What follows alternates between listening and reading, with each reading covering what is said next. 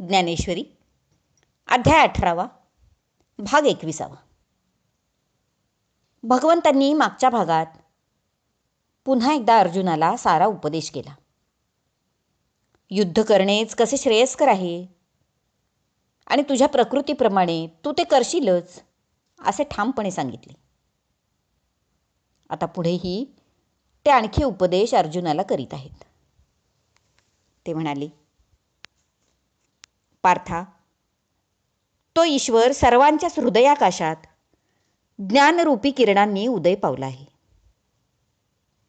हा त्रैलोक्यातील जीवांना त्यांच्या तीनही अवस्थांमध्ये म्हणजे जागृती, स्वप्न आणि सुषुप्ती या तीनही अवस्थांमध्ये ज्ञानाने प्रकाशित करतो आणि विपरीत ज्ञान म्हणजेच अज्ञान, त्या अज्ञानातून त्यांना जाग आणतो.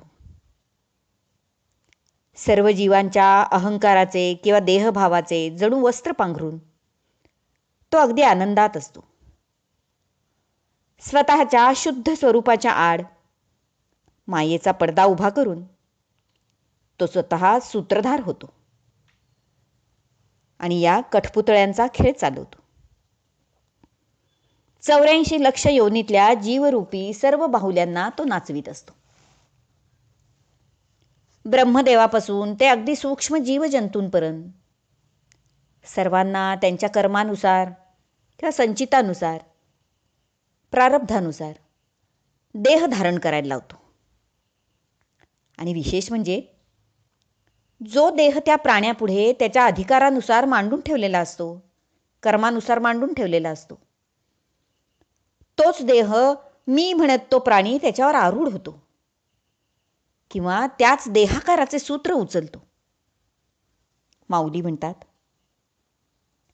तेथ जे देह जयापुढे अनुरूपपणे मांडे, तिथे जो देह त्याच्यापुढे त्याच्या अधिकारानुसार मांडून ठेवलेला असतो, तयार करून ठेवलेला असतो, ते भूत तिये आरूढे हे मी म्हणून, तो प्राणी हा देह मीच आहे, माझाच आहे असे म्हणून त्या देहावर स्वार होतो. पहा, कर्मसिद्धांत किती सत्य आहे पहा. म्हणजे माऊली म्हणतात, प्रत्येक जण आपापले संचित कर्माचे गाठोडेच उचलतो. दुसऱ्याचे ते रंगीत आणि हलके आहे तर ते आपण घेऊ असे होत नाही. जो तो आपापलेच गाठोडे उचलतो. आपण प्रवासाला जातो तेव्हा आपले म्हणून जेवढे सामान असते तेवढेच घेऊन आपण उतरतो. लोकाचे सामान आपण उचलून आणत नाही. तसे असा हा कर्मसिद्धांत. तर असा तो देह मांडून ठेवले की तो प्राणी त्याच्यावर आरूढ होतो आणि त्याच देहाकाराचे सूत्र उचलतो. लहान मुलाने पाण्यातील आपलेच प्रतिबिंब हाती घेऊ पाहावे, त्याप्रमाणे पुढे मांडलेली देहाकृती म्हणजे आपणच, देह म्हणजे मीच असे तो समजतो. देह हेच निराकार आत्म्याचे साकार स्वरूप आहे असेही त्याला वाटते. आणि मग प्राणी देहाच्या ठिकाणीच आपली बुद्धी ठेवतो. याप्रमाणे ईश्वर देहरूपी यंत्रावर सर्व जीवांना घालतो आणि त्यांच्या त्यांच्या कर्मानुसार किंवा प्रारब्धानुसार त्यांचे सूत्र हलवीत असतो. ज्याच्याकरता ते प्रारब्ध सूत्र तयार करून ठेवलेले असते ते हलवताच तो जीव त्या गतीला किंवा देहाकाराला जातो. वावटळ ज्याप्रमाणे गवताला आकाशात चक्राकार फिरवते, त्याप्रमाणे ईश्वर सर्व भूतमात्रांना स्वर्ग, मृत्यूलोक या 2 लोकात फिरवतो आणि अगदी अधमकृत्य करणारे ते नरक लोकात जातात. चंद्राच्या केवळ उगवण्यामुळे समुद्र जसा उचंबळू लागतो, कुमुदिनी फुलू लागतात, त्याप्रमाणे त्रिगुणी प्रकृतीच्या अधीन असलेले जीव ईश्वराच्या केवळ सत्तेने हालचाल किंवा कर्मे करू लागतात किंवा तो ईश्वरच सर्वांना चलनवलन करायला भाग पाडतो. तोच ईश्वर तुझ्या हृदयी सुद्धा वसलेला आहे. अर्जुन या नावाखेरीज तू जे मी मी म्हणतोस तेच हृदयस्थ ईश्वराचे स्वरूप आहे. तो ईश्वर तुझ्या मूळच्या नावाखेरीज क्षत्रिय वृत्तीला प्रकृतीद्वारे प्रवृत्त करील आणि तुला युद्ध करायला भाग पाडेलच. कारण ईश्वर हाच प्रकृतीचा नियामक स्वामी आहे. तर प्रकृती त्या हृदयस्थ ईश्वराच्या अधीन आहे. म्हणून तू त्या ईश्वरालाच वाचा, चित्त, मीपणा हे सारे समर्पण करून सर्व भावे शरण जा. त्याच्याच कृपाप्रसादाने तू अखंड शांतीला प्राप्त होशील. येणेप्रमाणे सर्व उपनिषदे, वेद इत्यादीचे सार असलेले हे गीताशास्त्र तुला मी समग्र सांगितले. यामध्ये आत्मज्ञानच प्रमुख असून अत्यंत गोपनीय असणारा हा ज्ञानरूपी गुप्तधनाचा ठेवा तो तुझ्यापुढे उलगडून ठेवला.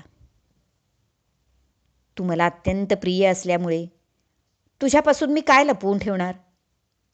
या सर्व ज्ञानाच्या साहाय्याने आता तुझे तूच काय करायचे ते ठरव. निर्णय शेवटी तुझा आहे. तुझ्या इच्छेप्रमाणे आता तू निर्णय घ्यायचा आहेस. माऊली म्हणतात, भगवंतांच्या या समारोपाच्या बोलण्यावर अर्जुन गप्पच बसला. कारण आता भगवंत पुढे काही बोलणार नाहीत हे त्याने ओळखले.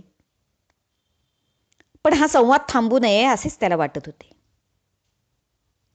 भगवंतांनी त्याचे हे मनोगत जाणले आणि बोलणे पुढे सुरू केले. ते म्हणाले, आता नीट लक्ष देऊन ऐक. हे गुह्यतम ज्ञान सुदैवानेच लाभत असते. जन्ममरणाची यातायात संपवून ब्रह्मैक्याच्या अंतःपुरात भोगायचे हे रहस्य आहे. कुठेतरी चव्हाट्यावर सांगायची ही गोष्ट नव्हे.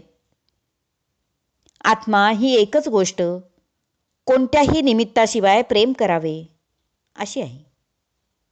आणि सर्वांचा आत्मा सर्वात्मक तर मीच आहे. म्हणून कोणत्याही शारीर, बौद्धिक इत्यादी कर्मासाठी तू नेहमी मलाच विषय कर. स्वतःच्या मनाला तू माझेच मंदिर करून टाक. तुझे कान माझ्या संकीर्तनाने भरून जाऊ देत. संत समागमाची तुला आवड असू दे. हाताने माझी पूजा आणि पायाने तीर्थयात्रा घडू दे. सर्व विश्वात केवळ मलाच पहा आणि त्या विश्वामधील जीवमात्रांची सेवा कर. नेहमी तू स्वतः सेवक भाव धारण कर. सर्वत्र मीच एक भरून राहिलेला आहे ही भावना बुद्धीत दृढपणे ठसव. मग या विश्वात तुझा माझा एकांतभंग होऊच शकत नाही. मी तुझे सुख भक्तरूपाने भोगेन आणि तू माझे सुख ईश्वर रूपाने भोगशील. ज्ञान झाल्यावर या भ्रामक विश्वाची निवृत्ती होऊन तुझे माझे एकत्व तुझ्या प्रत्ययाला येईल आणि देहपातानंतर तू मलाच येऊन मिळशील. आता यदविषयी शंका घेऊ नकोस पार्था. म्हणत असशील तर मी या बोलाचे शपथ प्रमाण करायला सुद्धा तयार आहे. तेव्हा अर्जुन म्हणाला, देवा, हे असे काही भलतेच बोलू नका हो. आमची सारी कार्ये केवळ तुमच्या नामाने सिद्धीला जातात. एवढा तुमचा अगाध महिमा. अहो, चातकाला केवळ थेंभर पाण्याची गरज असते. पण तुम्ही मात्र सारे ढग जसे पृथ्वीला शांत करून नद्या समुद्र भरून देतात ना, तसे तुमचे औदार्य अमर्याद आहे. आणि माझ्या निमित्ताने हे सारे ज्ञान प्रगट करून सर्व विश्वाचा उद्धार आपणच करीत आहात. भगवंतांच्या बोलण्याने अर्जुन असा भावविवश झाला. आता भगवंत त्याला कसे शांत करतील ते पाहूया पुढच्या भागात. हरिओम तत्सत. भाग 21 समाप्त.